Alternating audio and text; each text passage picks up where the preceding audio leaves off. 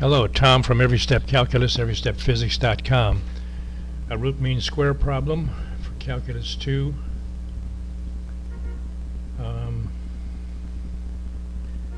This is more regarding voltage.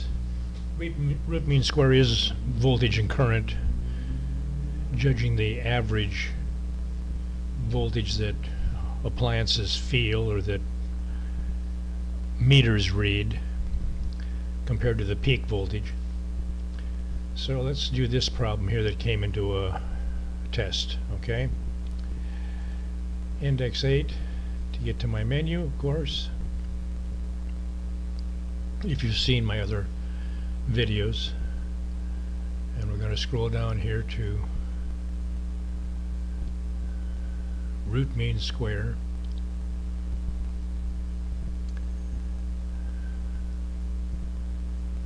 I'm going to do some other videos here shortly on mean value theorem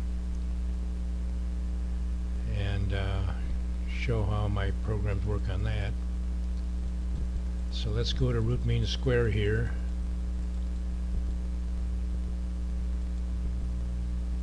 Press enter.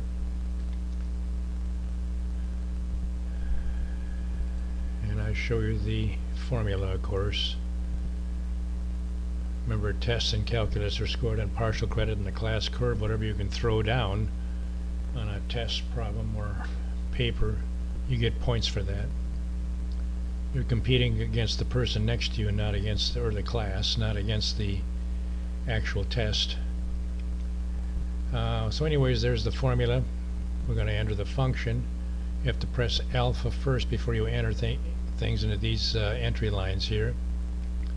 So I'm going to press alpha, and the problem is 400 times second sine of 200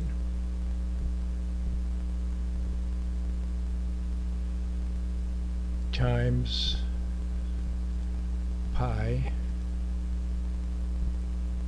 times t, the problem says, but you change all t's in my programs to x's, okay?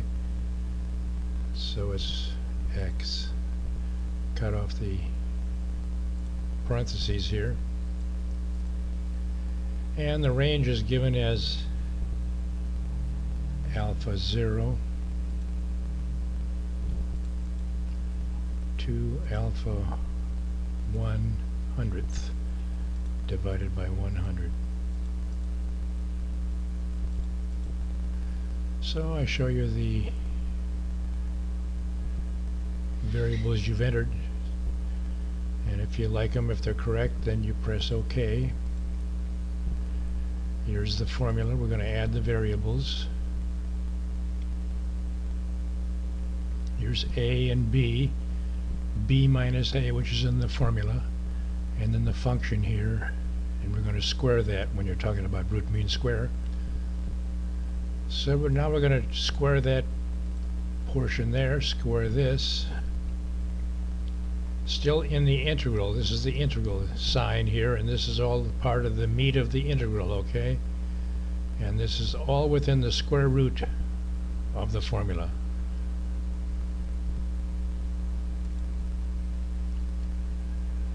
I've tried to keep it on by programming to keep it on the calculator screen, but even this is a little bit off the screen here. Sorry, I can't anticipate what people are going to enter. These numbers are large, so then it creates more space on the screen.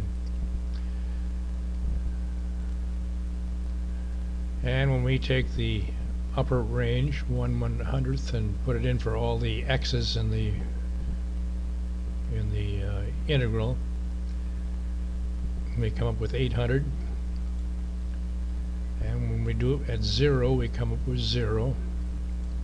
Upper minus lower is 800, okay? So then we have to put that back into the square root formula, which is here, right here. Here's where you entered it.